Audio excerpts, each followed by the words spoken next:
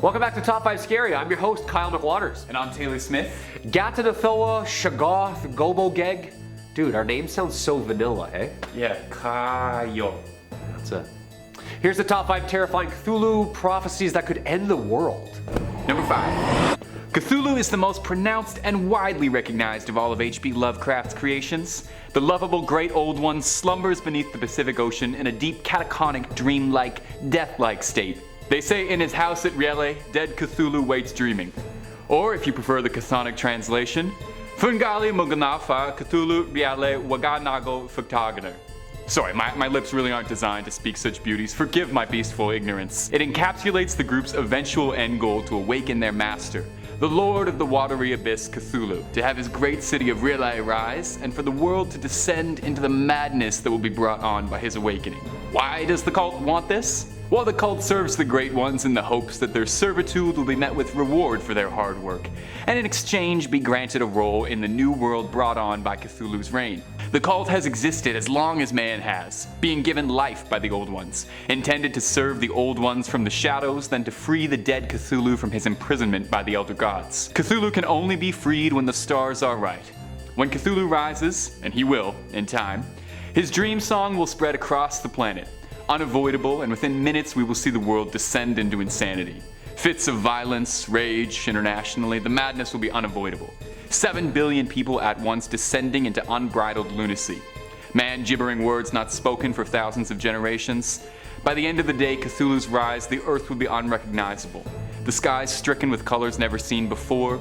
The natural order twisted into something sinister. Humanity shifting into something greater. All of this just from his rise. Hopefully it's pretty quick. Is that cult still hiring? Is there a way to avoid any of that? Number 4, Yiths. As always, if you dig what we do here on Top 5 Scary, make sure to hit that like button.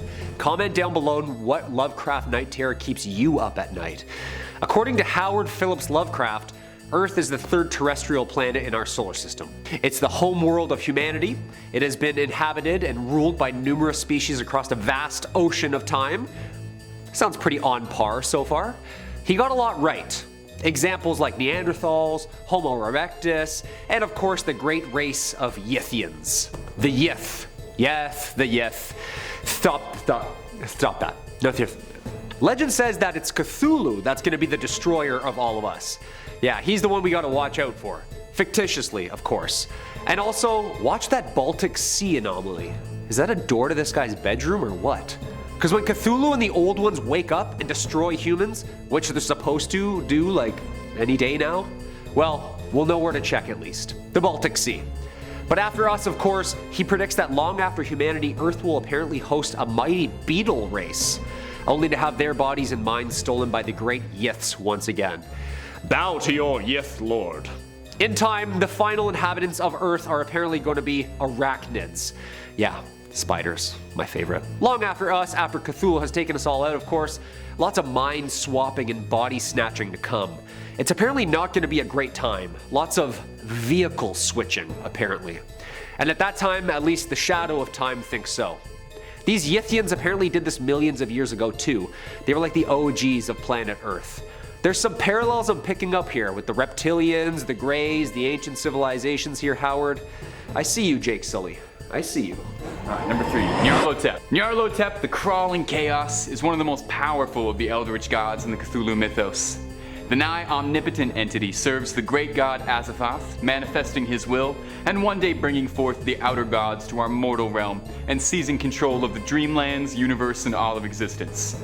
So, all of it, in case that wasn't made clear enough. Nyarlothep is first described in the eponymous short story, Nyarlothep, wherein he is depicted as a tall, swarthy humanoid resembling an Egyptian pharaoh said to have risen from the darkness some 27 centuries ago. As he travels, the great Nyarlothep commands power, wealth, influence, a very large social media following, and he drives madness to men just by his mere existence, with widespread nightmares following him wherever he walks, collecting fervently loyal followers in a flock who will serve his manifestations.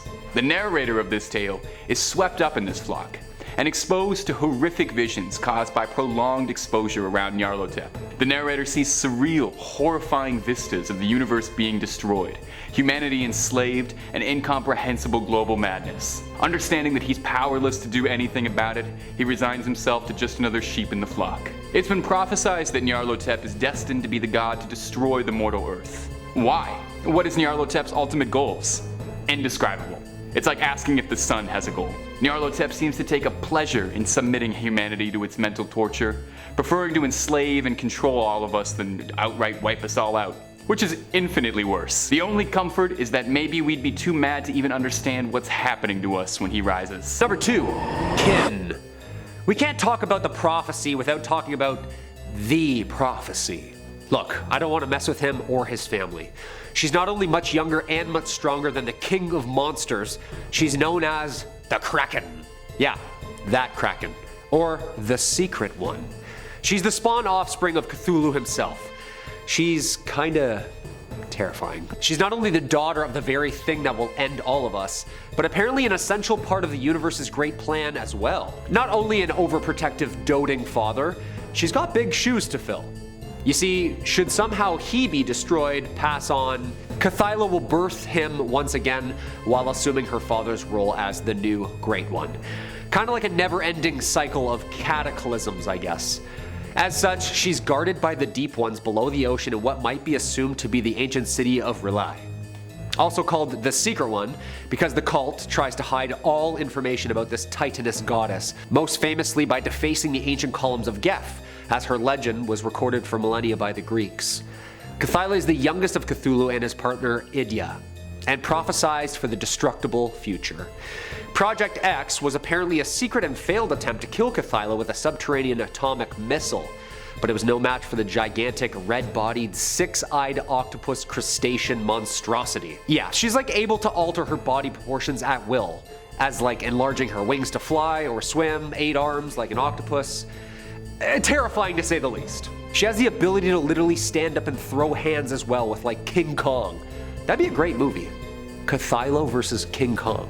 We love giant monsters fighting monsters around here. We hope you do too. Number 1, Azathoth. In the crawling darkness, in the everlasting abyss, before there was so much as a light in the universe, there was Azathoth. The blind idiot god is a boundless cosmic entity and the creator of all existence as we know it.